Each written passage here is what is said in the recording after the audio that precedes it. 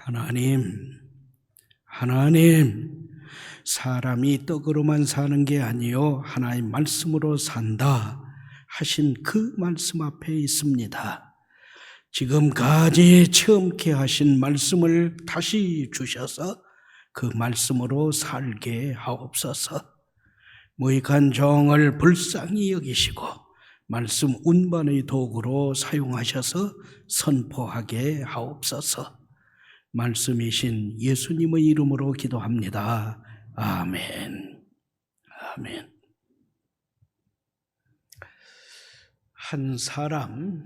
한 남자가 있습니다. 이 사람이 세계대전, 이 전쟁에서 아주 삶이 무엇인가, 내가 지금 죽은 것인가 살아있는 것인가, 도대체 사람이란 무엇인가, 사람이 산다는 것이 어떤 것인가. 오늘 아침절에 안녕하세요 하고 인사했는데 오후에 들으니까 죽었다는 거잖아요. 전쟁 난리통이니까요. 지금 내가 살아있냐 죽은 것이냐, 이게 무엇이나. 그래서 그 해답을 얻기 위해서 성경을 읽습니다. 크리스찬이니까요, 성도이니까요. 그래서 성경을 읽으면서 말씀을 묵상하고 말씀을 공부를 하는데 요한복음 11장에서 걸렸습니다. 우리가 잘 아는 대로 요한복음 11장에서 나사로가 죽을 병에 걸렸잖아요. 그 누이들이 마르다와 마리아가 예수님께 요단강 건너편 동쪽에 있는 예수님께 사람을 보내서 호소하는 거예요.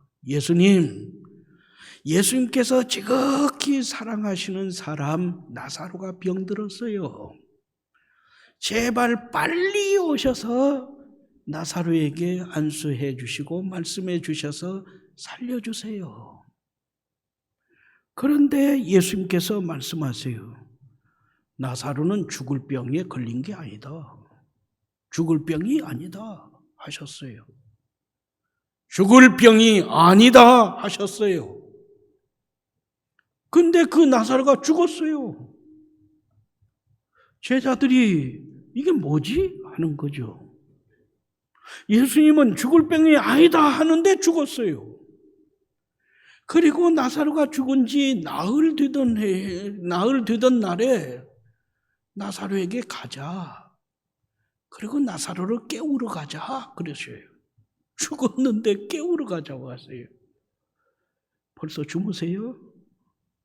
제가 깨울까요? 아무개 집사님 하고 깨울까요? 예수님이 지금 나사로를 깨우러 가자고 하신다니까요. 아니, 이 젊은이가 생각하는 거예요. 아니, 예수님이 분명 죽을 병이 아니다 했는데 죽었다? 그런데 깨우러 가자? 그리고 말씀하시기를 죽은 지 나흘이 된 사람에게 나를 믿으면 다시 살고 살아서 나를 믿으면 영원히 죽지 않는다. 나는 부활이고 나는 생명이다 말씀하시는 거예요. 그래서 이 사람이 헷갈리는 거예요. 죽을 병이 아니다 했는데 죽었어요. 나흘이나 됐는데 깨우러 가자 하셔요. 그리고 나는 부활이다, 다시 산다. 나는 생명이다, 영원히 죽지 않는다. 이게 도대체 안 맞는다는 거죠. 그러다가 사람에게는 죽음이 끝나는 게 아니라고 하시는 거구나. 지레 죽었다고 절망하면서 불신하는 것, 포기하는 것, 주저앉아버리는 그것이 죽음이구나. 그걸 깨닫습니다. 그래서 그것을 풀이하면서 쓴 책이 절망, 죽음에 이르는 병, 이 책입니다. 절망은 죽음에 이르는 병이다 하는 것은 절망은 죽게 된다, 그게 아니에요. 절망이란 그것은 곧 죽음에 이르는 것이다, 이 말을 다시 한번 말씀으로 해석하라는 거죠. 말씀은 교훈합니다. 절망은 중병임에, 중한 병임에 틀림없다. 그러나 능히 치유되고 회복이 가능한 것이다. 절망 상태에 이르면 사람은 둘로 나뉜다. 하나는 그 절망 상태에서 하나님을 찾아요. 내가 지금 하나님 앞에 엎드려야 하는 그때이구나, 그걸 자각해요.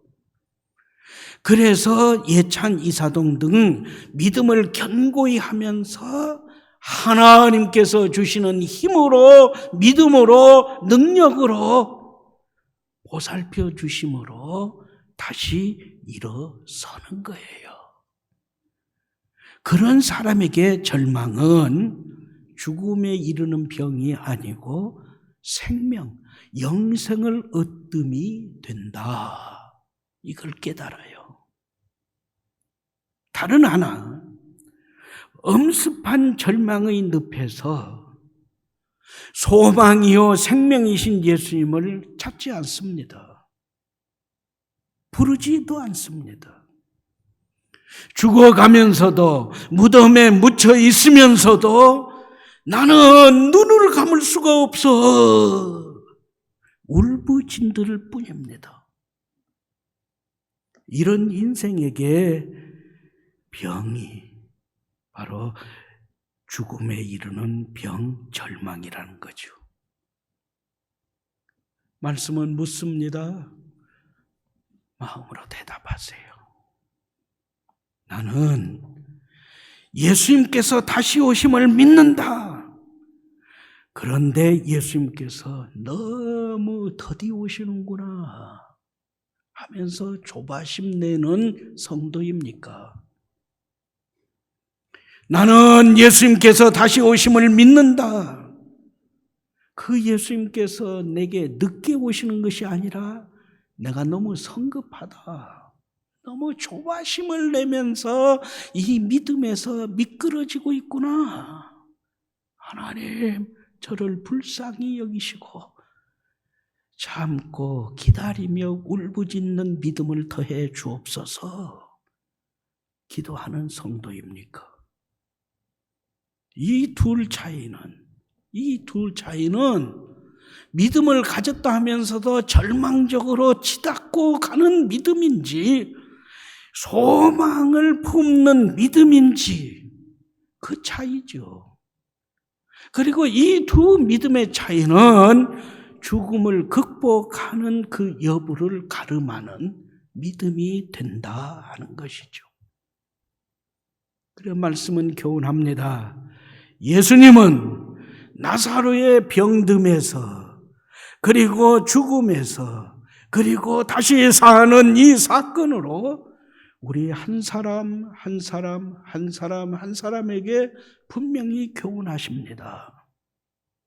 절망은 지옥행으로 내닫는 죽음이 아니고 오직 그리스도, 예수 그리스도 안에서 근본적으로 치유되고 치유함을 얻게 하는 큰 믿음의 또 하나의 도구입니다.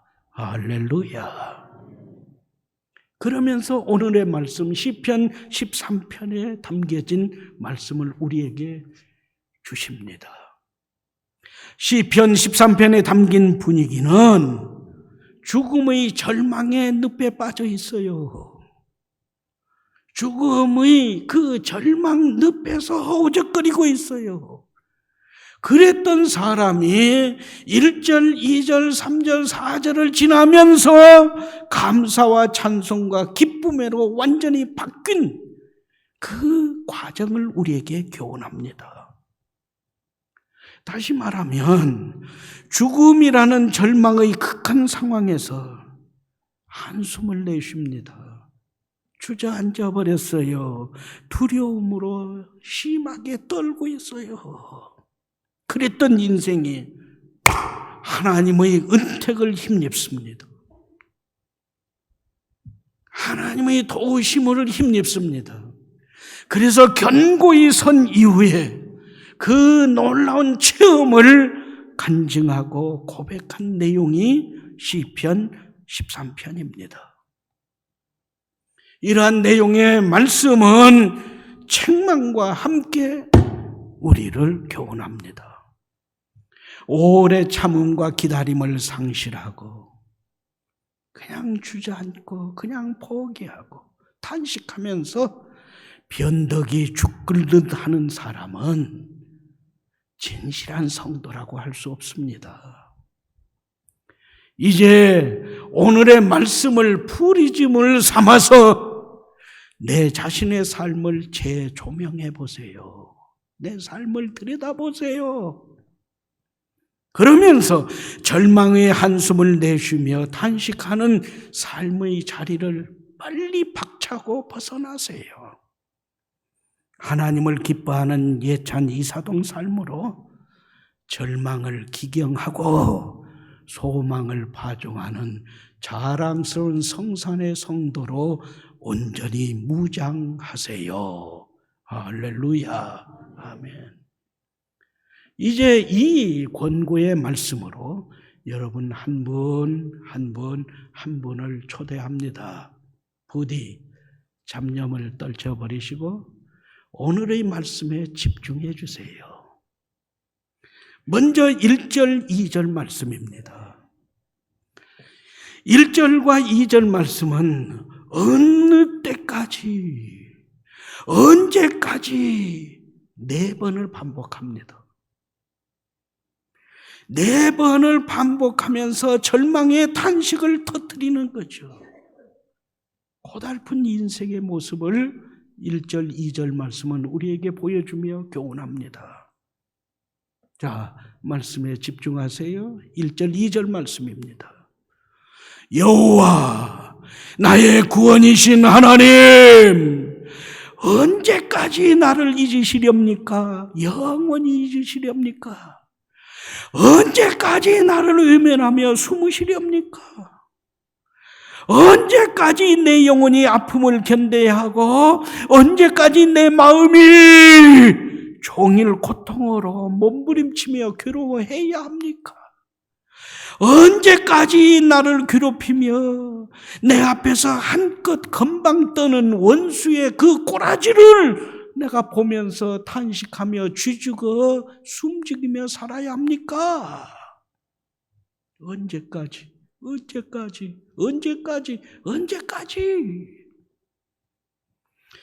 이 외침은, 이 절규는, 이 절망의 탄식은, 이 고달픈 인생의 호소는 믿음이 없어서가 아니에요. 하나님을 불신하기 때문에 하는 게 아니에요. 나의 도움이 천지를 지으신 하나님께 있음을 확신하고 고백하고 지금도 붙잡고 있는 성도이지만 사는 게 너무 힘들어요. 병든 몸이 너무너무 고달파요. 차라리 죽는 게 낫다는 절망의 먹구름에 쌓여서 옴싹달싹을 못하겠어요. 그러한 인생이 할 수 있는 것은 여호와 나의 구원이신 하나님, 이렇게 절규하는 것 외에는 할 수 있는 게 아무것도 없어요. 그래서 언제까지 네 차례 반복하는 절규입니다. 불신자가 아니에요. 믿음을 완전히 상실한 게 아니란 말이에요. 말씀은 이 시간 우리 성산 가족 한 분에게 묻습니다. 마음으로 대답하세요. 나의 고난, 나의 아픔, 나의 괴로움은 무엇입니까? 지금 나로 하여금 절규하게 하는 내 삶을 우중충충하게 몰아가는 먹구름이 무엇입니까? 나는 그 절망에서 어떻게 하고 있습니까? 누구를 찾고 있습니까? 무엇이라고 절규하고 울부짖고 있습니까? 하나님 말씀은 어찌해야 한다고 교훈합니까? 말씀의 교훈과 말씀의 책망을 받고 있는 지금 나는 어떻게 해야겠다 생각하고 계십니까? 1절 2절이 질문하는 이 질문에 지금 답변하셔야 합니다. 그러면 3절 4절로 넘어갑니다. 3절과 4절 말씀은 두 차례의 두렵건대 이 고백을 통해서 구원을 갈망하는 성도의 기도를 우리에게 보여주며 교훈합니다. 내가 죽음의 삶에 빠질까 두렵습니다. 죽을까 두렵다는 거죠. 원수가 내가 그를 이겼다. 그가 흔들리고 있으니 병이 들었으니 그의 운이 다한 것 같으니 그는 꼭 죽을 거다. 이렇게 말하며 기뻐할까 두렵습니다. 하나님, 나를 생각해 주세요. 나를 굽어 살펴주세요. 내 울부짖음에 응답해 주세요. 나로 하여금 눈이 번쩍 떠 있는 그 생명의 삶을 채워주세요. 할렐루야. 이렇게 기도하고 울부짖고 있습니다. 말씀은 이 의침, 이 절규, 이 기도를 통해서 우리에게 밝히 교훈합니다. 하나님의 시선, 하나님의 손길에서 벗어나 있으면 하나님께서 무관심하시고 하나님께서 응답해 주지 않는 무응답을 하시면 그는 사망의 잠을 자게 됩니다. 그는 사탄과 질병과 악인이 마음껏 비웃는 패배의 인생으로 전락합니다. 그는 문득 실바람에도 휙 꺼져버리는 촛불처럼 자그마한 시련에도 무너진 인생으로 전락합니다. 그러므로 성산 가족 여러분, 건강을 잃어버렸다고, 내 통장에 돈이 얼마 없다고, 이런저런 일로 인해서 내 마음이 움츠러든다고 그것을 두려워하기보다는 하나님의 무관심, 하나님의 무응답, 구원이 없는 듯한 절망에 빠진 이것을 가장 두려워하면서 지금 하나님을 찾으세요. 하나님께 울부짖으세요. 하나님, 지금의 이 기도는 들어주셔야 해요. 울부짖으세요. 이미 엔 그리스도 예수님 안에서 하나님의 구원을 받은 성산 가족 여러분, 이제는 노후 준비가 안 됐다. 내가 언제 어디에서 어떻게 죽을까 겁난다. 탄식하는 데에서 벗어나세요. 오히려 사망의 잠을 자는 인생, 원수를 웃게 하는 패배자, 무너진 인생으로 내몰아가는, 정욕을 위해서 육신의 일을 도모하게 되는 어둠의 일들을 이제는 낱낱이 다 벗어버리고 하나님을 부르세요. 하나님을 찾으세요. 하나님께 기도하세요. 그래서 구원의 응답을 받는, 눈이 번쩍 떠 있는, 살아있는 예찬 이소당의 삶을 지금 여기에서라도 다시 파종하여 하나님의 손길에 붙잡힌 성도의 삶을 회복하세요. 할렐루야. 3절 4절 말씀이 주는 교훈이요, 우리를 촉구하시는 주님의 말씀입니다. 왜 그렇게 해야 합니까? 5절, 6절이 우리에게 약속되어져 있기 때문입니다. 5절과 6절 말씀입니다. 절망 중의 성도가 견지해야 하는 자세가 무엇이라 합니까? 그리고 그러한 성도가 받는 은혜는 무엇이라 합니까? 말씀은 교훈합니다. 하나님의 응답을 받는 크고 온전한 믿음, 그리고 그 기쁨, 찬양의 회복이 주어진다. 할렐루야. 교훈합니다. 제가 쉬운 말로 풀이합니다. 5절, 6절 말씀에 집중하세요. 내가 고난에서도 하나님의 사랑을 의지했어요. 하나님의 구원을 선취하여 내 삶에 채웠어요. 기뻐하며 찬송했어요. 이것이 하나님의 후대하심, 하나님의 은덕, 하나님의 구원하심을 힘넣는 첩경이 되기 때문입니다. 하나님께 버림받은 같은 절망의 고독과 두려움이 나를 엄습한다 할지라도 하나님을 향한 믿음, 하나님께서 그 믿음 안에서 주시는 기쁨, 그 기쁨으로 하나님을 찬양하는 그 성도만이 하나님의 후대하심과 하나님이 주시는 풍성한 생명의 은총을 누리게 되기 때문입니다. 아멘. 그 말씀입니다. 먹구름이 해를 가리지만 해는 먹구름 뒤에 여전히 떠 있잖아요. 그리고 폭풍 후의 햇빛은 미세먼지, 초미세먼지까지 싹 씻어버리기에 더욱 영롱한 거잖아요. 우리가 그 보고 알잖아요. 어두움은 새벽 기도에 참여하신 분들마다 느끼지만 동틀 무렵의 가장 극성이지만 해가 뜨면 찬란한 햇살이 비추면 어두움은 찾아볼래, 눈 씻고 찾아볼래, 찾아볼 수 없는 거잖아요. 출애굽기 15장 말씀에 담겨진 사건이 무엇이에요? 이스라엘 백성들이 마라의 고통에 쌓였어요. 쓰단 말이죠. 고통스럽단 말이죠. 그 물을 한 모금도 마실 수 없도록 너무 쓰고 갈증은 나는데 마실 수 없다는 거죠. 그런데 그 다음 말씀이에요.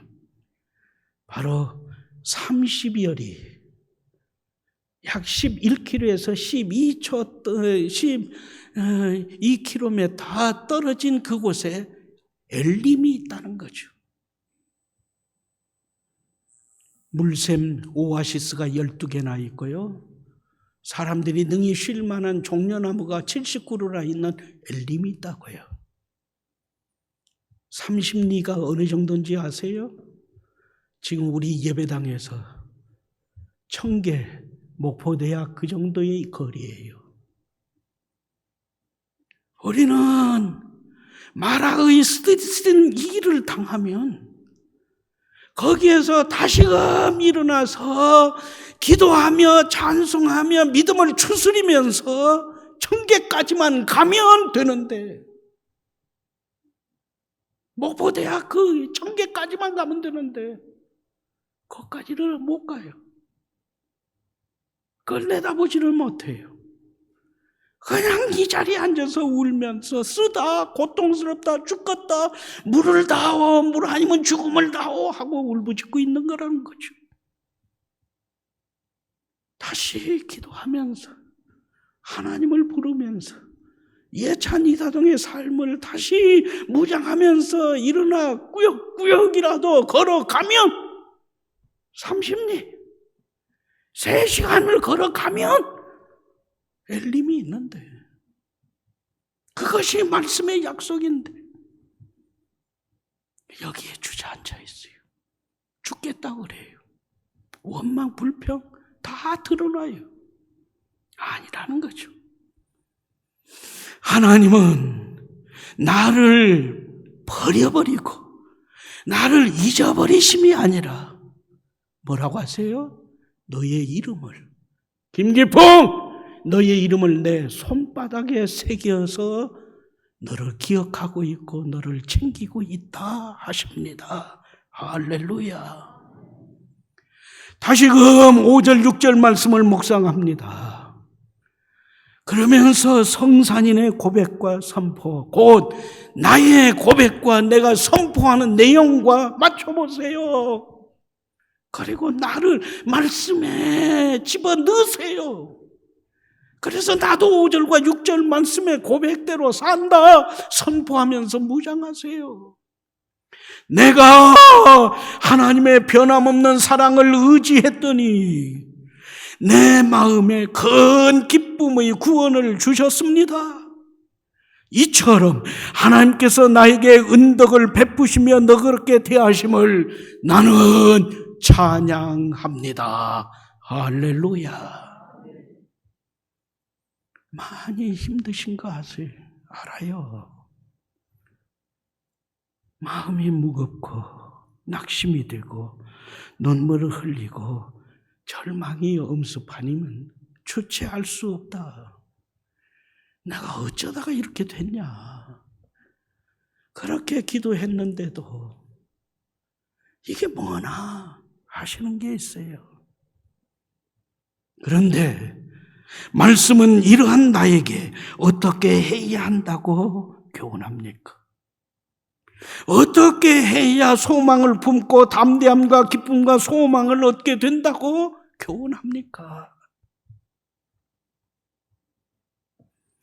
예배 드리기 전에 권사님 몇 분과 우리 장현근 권사님을 이야기했어요. 우리와 함께 신앙생활한 장현근 권사님, 안타깝게도 유방암에 시달리게 됐어요. 처음에는 그렇게 대수롭지 않은 그냥 암으로 생각했어요. 의사가 그렇게 얘기했고요. 그런데 막상 정확한 진단을 해보니 아니에요. 여성으로서 참 힘든 절개, 그 젖가슴을 절개해야 해요.